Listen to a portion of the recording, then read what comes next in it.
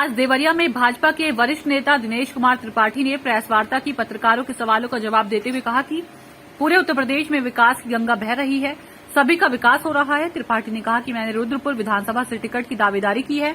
मैं 32 साल से भाजपा की राजनीति कर रहा हूं। रुद्रपुर के चप्पे चप्पे से मैं वाकिफ हूं। हमें उम्मीद है कि पार्टी मेरी निष्ठा और लगन को देखकर हमें टिकट देगी। अगर पार्टी टिकट देती है तो मैं जनता की सेवा पूरी लगन और निष्ठा के साथ करूंगा। रुद्रपुर की हर समस्या से मैं रूबरू होता रहा हूं। यहाँ की जनता से मैं कंधे से कंधा मिलाकर चलता रहा हूं और चलता रहूंगा। रुद्रपुर विधानसभा से आप भाजपा से टिकट के प्रमुख दावेदार हैं। आपको क्या लगता है कि क्यों जनता आपको ही चुने? देखिए, हम भारतीय जनता पार्टी के कार्यकर्ता हैं और भारतीय जनता पार्टी डिफरेंस कही जाती है तो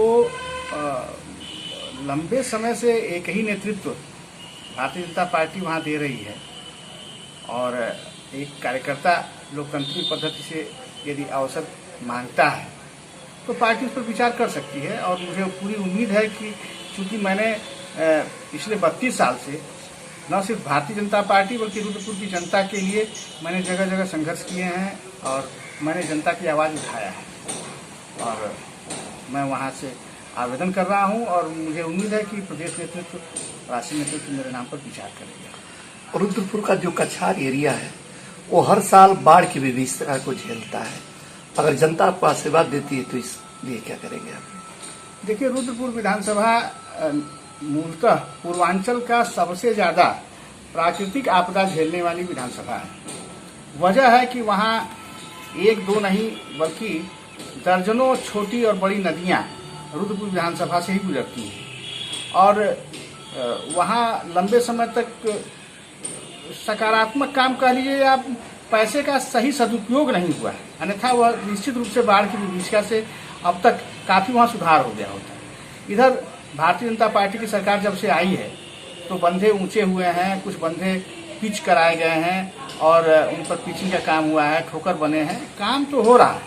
लेकिन जो सिस्टम में पहले जो डिस्टर्बेंस हो चुका था उसके नाते काम फलीभूत नहीं हो पा रहा है। पैसा तो सरकार लगा रही है इधर कोरोना काल में और तमाम जो है और प्राकृतिक आपदाएं थी, इसके नाते हो सकता है कि थोड़ा सा कम ये हुआ हो। लेकिन अभी मैं गया था रुद्रपुर बाढ़ का, मैंने जो तिघरा मराठी बंधा है उसका मैंने नज़दीक से मैंने देखा कि पूरा प्रशासनिक अमला लगा हुआ है, बाढ़ खंड के लोग लगे हुए हैं, जनता भी पहले से बहुत जागरूक हुई है, पूरी राप्ती भरी हुई थी।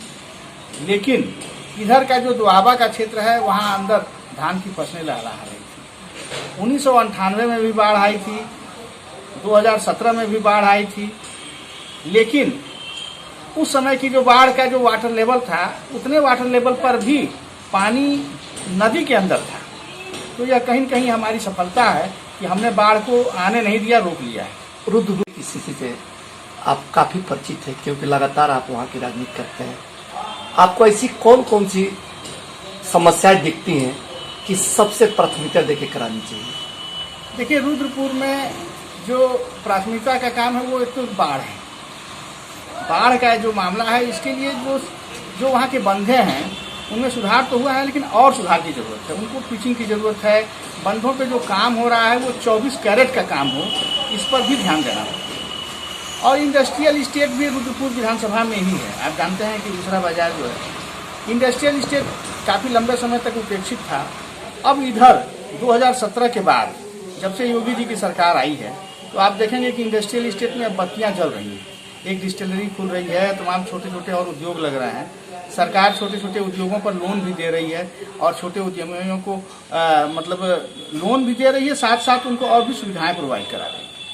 तो इसलिए मैं चाहूँगा कि अगर रुद्रपुर विधानसभा में काम करने के अवसर मिले तो इंडस्ट्रियल इस्टेट डेवलप किए जाए और वहाँ के जो बंधे हैं उनकी पिचिंग हो। बाढ़ को ज़्यादा से ज़्यादा कोशिश किया जाए कि न आवे। पानी का सही कैसे मैनेजमेंट होगा उस पर विचार करना। आपका नाम? दिनेश कुमार त्रिपाठी। मैं भारतीय जनता पार्टी में पूर्व जिला उपाध्यक्ष हूँ, पहले 2 बार मंत्री रहा हूँ और पार्टी के विभिन्न पदों पर काम किया। 1991 से मैं सक्रिय राजनीति